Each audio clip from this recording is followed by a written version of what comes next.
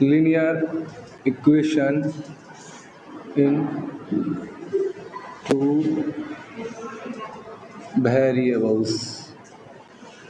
लिखा है linear equation in two variable. इस साइड बैठो ना, आई कांटेक्ट नहीं हो पाएगा। लीनियर इक्वेशन इंग्लिश में पढ़ता है ना, ठीक है। तो linear equation in two variable क्या होता है? Can be written in the form of x plus by plus c equal to 0. This is the form of linear equation in two variable. Not two variable. Two variable means variable. You know variable? What do you mean by variable? Variable means different type of alphabetical, just like a b c d x y z, है ना। तो यहाँ लिखा हुआ a b c, जहां a never zero, b never zero. a and b कभी zero नहीं हो सकता, और नंबर जीरो हो सकते हैं लेकिन a और b नहीं होता है। a b c are real number. कौन सा नंबर होते हैं? रियल नंबर है। अब यहां लिखा हुआ कि टू वेरिएबल, यहां आपको दिख रहा है ये और ये, जैसे क्वेश्चन लिख रहा हूं मैं, 2x plus 3y plus 6 equal to 0। यहां ये वेरिएबल है, यहां दो डिफरेंट वेरिएबल होने चाहिए। सबसे महत्वपूर्ण यहां क्या है कि दो डिफरेंट, अगर सेम वेरिएबल हो जाए, just like that 2x plus 3x plus 6 equal to something, तो ये ऐड होकर 5x प्लस 6, ये तो वन वेरिएबल हो गया। हमें क्या चाहिए? टू वेरिएबल चाहिए। टू वेरिएबल मींस डिफरेंट होना चाहिए, जैसे x और y, ये दो डिफरेंट वेरिएबल है। अब इस चैप्टर में है क्या, तो आप समझो कि ये मैं यहां स्टैंडर्ड इसका फॉर्म लिखता हूं, ax plus by plus c equal to 0। और x का हाईएस्ट जो पावर हो सकते हैं, पावर समझ रहे हैं, जो इसका पावर है वो एक से ज्यादा नहीं होनी चाहिए। अगर एक से ज्यादा हो गया तो वह फिर लीनियर इक्वेशन नहीं है। लीनियर का मतलब होता है रैखिक, है ना, हिंदी में इसको रैखिक बोलते हैं। तो आपके हाईएस्ट पावर कितने हो सकते हैं? 1। तो ये मान लेते हैं कि अब हमें पेयर चाहिए, pair of linear equation in two variable. Chapter का नाम पेयर। तो अगर आपको सॉल्व करने हैं किसी भी क्वेश्चन को, तो दो चाहिए। मान लेते हैं कि ये इक्वेशन नंबर 1 है, दूसरा ax प्लस, ये रफ कर देते हैं, by plus c equal to 0, ये समीकरण नंबर इक्वेशन नंबर 2 है। तो यहाँ 1 मान लीजिए, आप इसको भी 1 मान लीजिए, इसको भी 1। ये इक्वेशन नंबर 2 है, तो यहाँ 2, ये भी 2 और ये भी 2, ठीक है। मान लेते हैं कि ये दो इक्वेशन अपना, जैसे इक्वेशन नंबर 1 है। अब लिखता हूं 3x plus 4y plus 7 equal to something like 2। Equation number 2 है, ठीक है। अब यहां बताइए मेरे को कि a1 का मान क्या है? 2 है, b1 का मान 3 और c1 का 6, है ना। अब a2 का बात करें तो 3, a2 का b2 का 4 और c2 का 7। You can write just like that. अब नेक्स्ट वन, आप सपोज करते हैं कि ये दो पेयर ऑफ इक्वेशन दिया हुआ है। क्या है? ये पेयर ऑफ इक्वेशन है, पेयर ऑफ इक्वेशन है। अब यहां केस क्या होते हैं, कैसे पता करें कि कैसे, हाउ टू सॉल्व। बहुत सारे मेथड है, पहले एक मेथड पे बात करते हैं कि पहले केस इसका जान लीजिए। केस नंबर 1, बोथ इक्वेशन में ले लेते a1 अपॉन a2 इक्वल नहीं है b1 अपॉन b2 के। a1 upon a2 not equal to b1 upon b2। तो इससे क्या जानकारी मिल सकती है?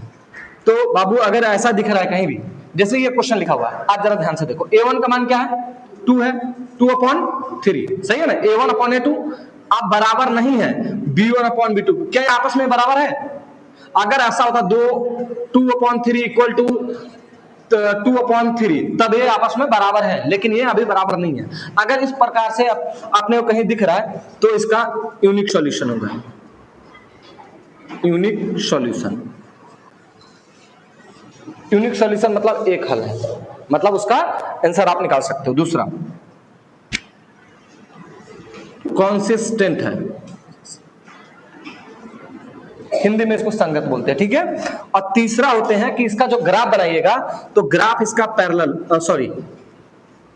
इंटरसेक्ट करेगा।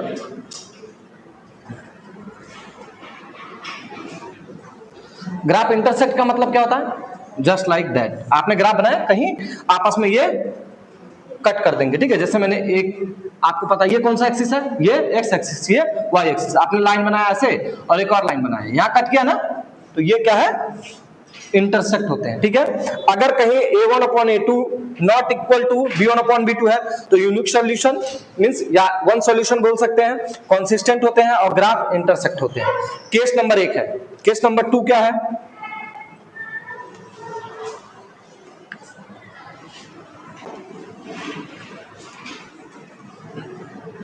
उधर दिख रहा है क्या? इधर इस साइड, यहां तक, ठीक है।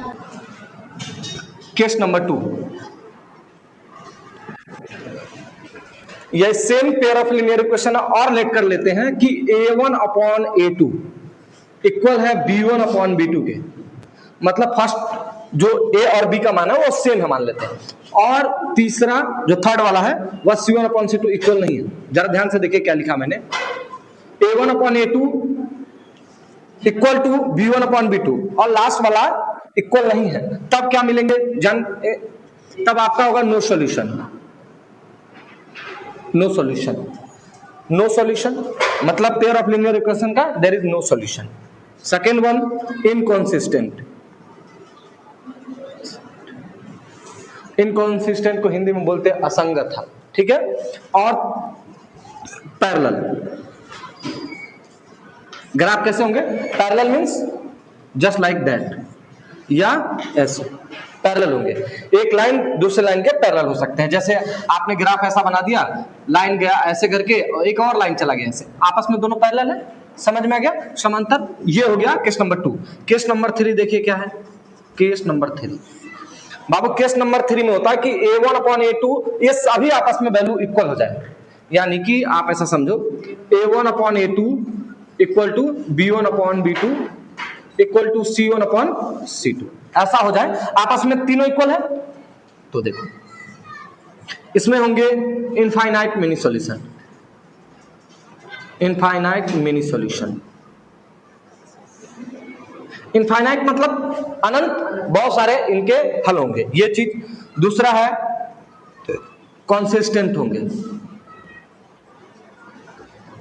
मतलब संगत है। और तीसरा होगा इनका जो लाइन होगा कोइंसिडेंट, मतलब लाइन के ऊपर लाइन चला जाता है, कोइंसिडेंट इसको बोलते हैं।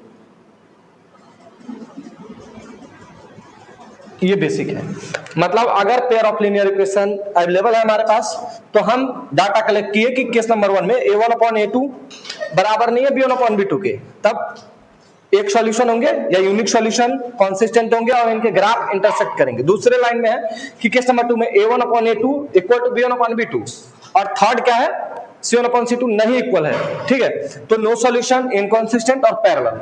अब केस नंबर 3 ये है कि आपस में a1/a2 equal to b1/b2 equal to c1/c2, तो इनफाइनाइट मिनी सॉल्यूशन, कंसिस्टेंट और कोइंसिडेंट लाइन, एक लाइन के ऊपर ये लाइन, ये उतार लीजिए कहीं।